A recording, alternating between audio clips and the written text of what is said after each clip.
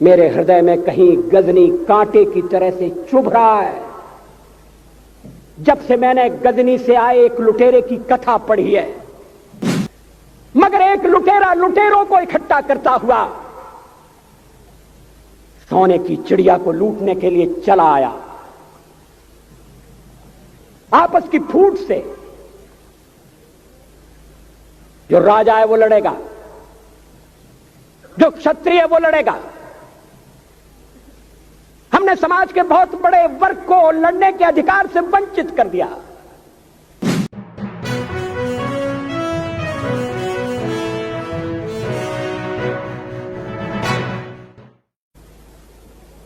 प्लासी की लड़ाई में जितने लोग मैदान में लड़ रहे थे, उससे ज्यादा लोग मैदान के बाहर खड़े होकर तमाशा देख रहे थे, लड़ाई का परिणाम सुनने की प्रतीक्षा कर रहे थे। देश के भाग्य का निर्णय होने जा रहा था,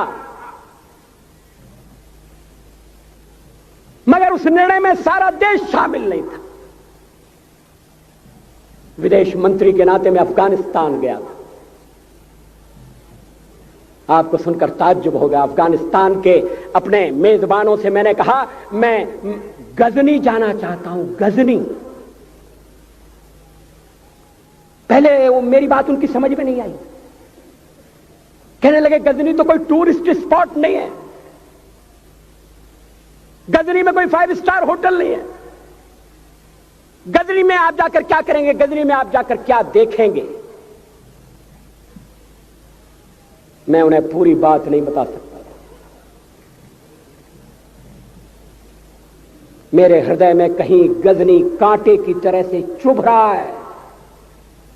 जब से मैंने गजनी से आए एक लुटेरे की कथा पढ़ी है, और किशोरावस्था में पढ़ी है, मैं देखना चाहता था वो गजनी कैसा है। आपको सुनकर ताज्जुब होगा, महमूद गजनी का अफगानिस्तान के इतिहास में कोई स्थान नहीं है।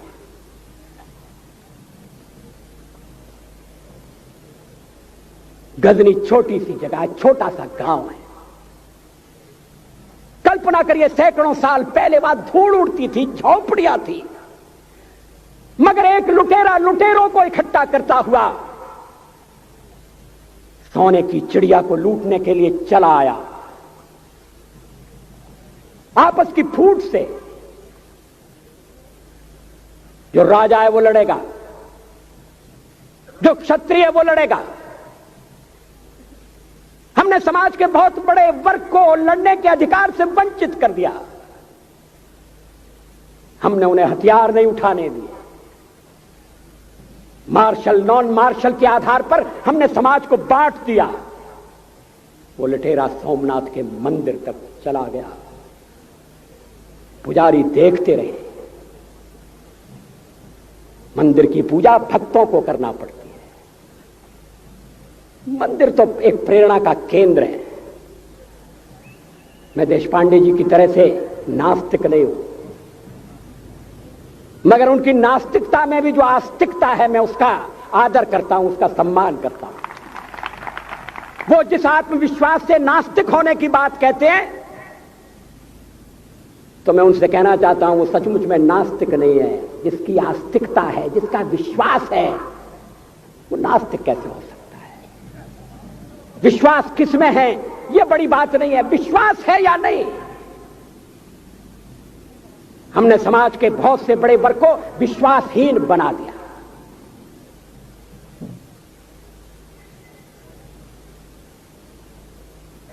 लोगों ने हथियार नहीं उठाए, वेद पढ़ने के दरवाजे बंद कर दिए। इसलिए हम पादाक्रांत हुए। अफगानिस्तान में मैंने एक बात और देखी। मुझे जिस होटल में ठहराया गया उसका नाम था कनिष्क। अफगानिस्तान एक मुस्लिम देश है। मुझे बड़ा ताज्जुब हुआ। मैंने कहा कनिष्क यहां कहां से आया? तो मेरे साथ अफगानिस्तान के विदेश मंत्री थे। मैंने कहा कनिष्क आपका कौन लगता है? कनिष्क से आपका क्या संबंध है? कहने लगे कनिष्क हमारा पूर्वज है, कनिष्क हमारा पुरखा है। He was one of our forefathers. मैंने कहा तब तो हमारे आपके पुरखे एक हैं। अफगानिस्तान के लोगों ने उपासना पद्धति बदली है, संस्कृति नहीं बदली। आज के भारत के परिवेश में यह सुनने के बाद थोड़ा विचित्र लगता है। हमारे यहां तो धर्मांतरण के साथ राष्ट्रांतरण होता है, ऐसा दृश्य दिखाई देता है। पड़ोसी देशों में ऐसा नहीं हुआ। अभी राम जन्मभूमि का मामला चल रहा है। एक विदेशी आए, कहने लगे ये राम जन्मभूमि का क्या झगड़ा है।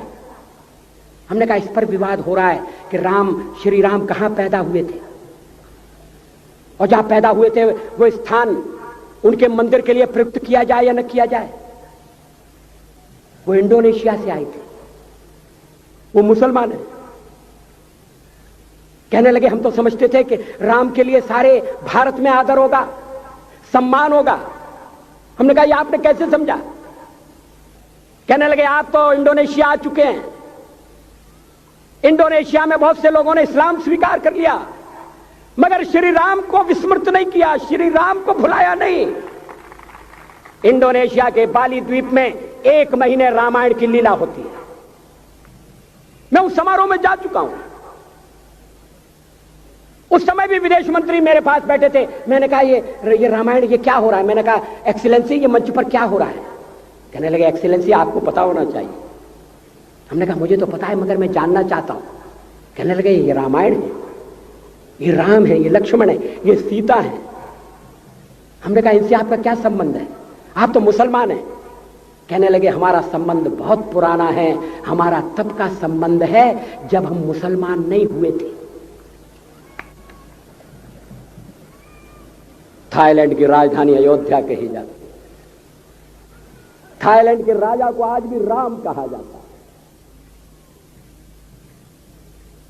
सावरकर जी ने हिंदू राष्ट्र की बात कही, हिम्मत के साथ। बुनियादी तौर पर भारत हिंदू राष्ट्र है।